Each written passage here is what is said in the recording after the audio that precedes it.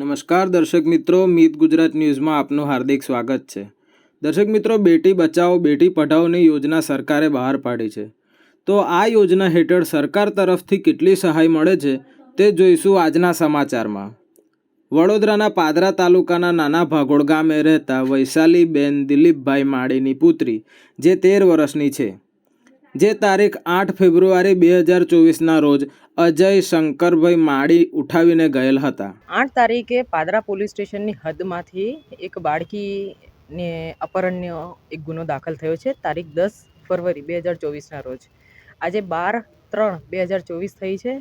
1 મહિનો ને 4 દિવસ વીતી ગયા હોવા છતાં પણ પોલીસ બાળકીને પરત તો નહીં લાવી શકી, પણ એની આગળની કાર્યવાહી પણ કરવામાં અસક્ષમ નીવડેલ છે. જેના માટે આપણે કલેક્ટર સાહેબશ્રીને અને એસપી સાહેબશ્રીને આવેદનપત્ર આપેલો છે. કલેક્ટર સાહેબને અને એસપી સાહેબને સ્પેશિયલ ઇન્વેસ્ટિગેશન ટીમ બનાવીને મહિલાના ઉચ્ચ અધિકારીઓ જેવા અહીંયા આપણે સક્ષમ છે એવાને કંઈ ઇન્વેસ્ટિગેશન આપો તો અમારી ઇન્વેસ્ટિગેશન આગળ વધે અને આવા ભ્રષ્ટ પોલીસ જે આરોપીને અને આરોપીના જે કુટુંબીજનોને છાવરતી આવેલા છે એ હદ થઈ ગઈ છે.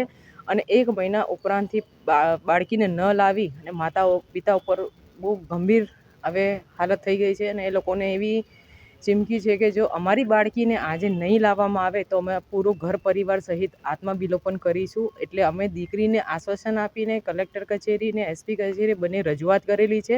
અને આવા ભ્રષ્ટ અધિકારીને તાત્કાલિક સસ્પેન્ડ કરી અને એની પાસેથી ઇન્વેસ્ટિગેશન ઉંચકી અને સ્પેશિયલ ઇન્વેસ્ટિગેશન ટીમની રચના કરીને ઇન્વેસ્ટિગેશન આપો. આમાં આગળ તપાસ વધે કે ન વધે અમારી માટે એનાથી અમારે લેવા દેવા નથી. અમને અમારી દીકરી પરત આપો ને તાત્કાલિક એની અટક કરો.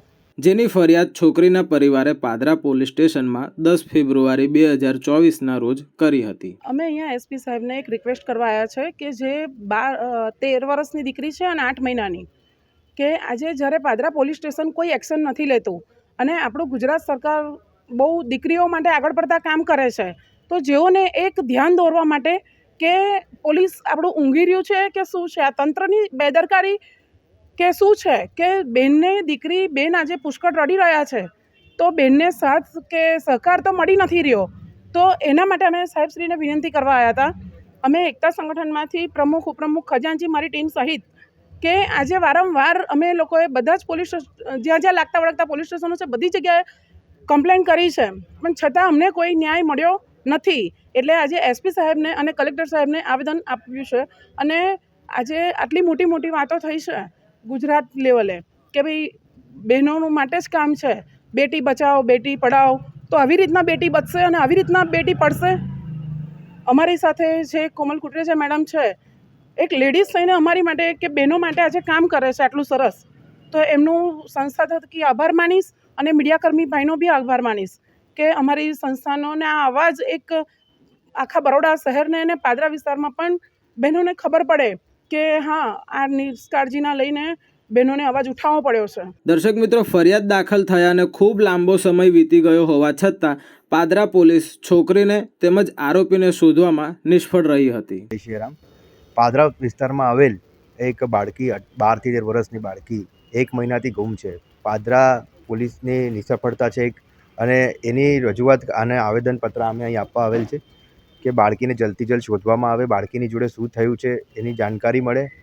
અને કહેવા મુજબ એવું બી કહેવામાં આવે છે કે પોલીસવાળા જ્યારે બાળકીના માતા પિતા રજૂઆત કરવા જાય છે તો ત્યાંના પોલીસવાળા આમની જોડે ગેરવર્તન કરે છે કે હું પોલીસને પૈસા મળી ગયા છે, કે આરોપીને બચાવવાના પ્રયાસ કરવામાં આવી રહ્યા છે, કે આરોપી કંઈ મોટો ગુનેગાર છે.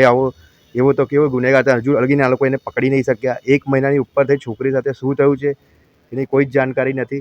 જો અહીંયાથી બી કામ નહીં બને તો અમે આની વિષય પર બહુ ઉગ્ર આના ઉપર કાર્યવાહી કરીશું ને ઉગ્ર આંદોલન કરીશું. નહીં તો પછી અમે ગૃહમંત્રી હર્ષ સંઘવી સાહેબને અરજી કરીશું કે આ એમને નારી માટે, નારી સુરક્ષા માટે ભારતીય જનતા પાર્ટીએ ઘણા બધા એવા કાયદા જાહેર કરવામાં આવે છે નારીને લઈને બધું. તો આ છોકરી આટલી નાની છોકરી ગાયબ છે, આટલા મહિનો થઈ ગયો છે, હજુ લગીન છોકરી નથી મળી. તો શું થઈ રહ્યું છે? એટલે તરત તાત્કાલિક ધોરણે આની ઉપર કડક કાર્યવાહી થાય અને છોકરીને જલ્દથી જલ્દ એના માતા પિતાને મળે તેવી અમારી રજૂઆત છે અને તરત આના ઉપર કામ થવું જોઈએ. જય સિયારામ. પુત્રીને તેમજ અરજદારને ન્યાય ન મળતા આજ રોજ પરિવાર તેમજ સનાતની યુવા સેના આ ફરિયાદની તપાસ સ્પેશિયલ ઇન્વેસ્ટિગેશન ટીમને સોંપવા કુબેર ભવન કોઠી 4 રસ્તા ખાતે એકઠા થયા હતા. એ લોકો અહીંયા આગળ કલેક્ટર ઓફિસમાં કલેક્ટર સાહેબશ્રી અને એસપી સાહેબશ્રીને આવેદન આપવામાં આવ્યા છે અને જે કંઈ બી હકીકત હતી એ અમારા એકતા સંગઠનના પૂર્વ પ્રમુખે આપશ્રીને જણાવી દીધી છે.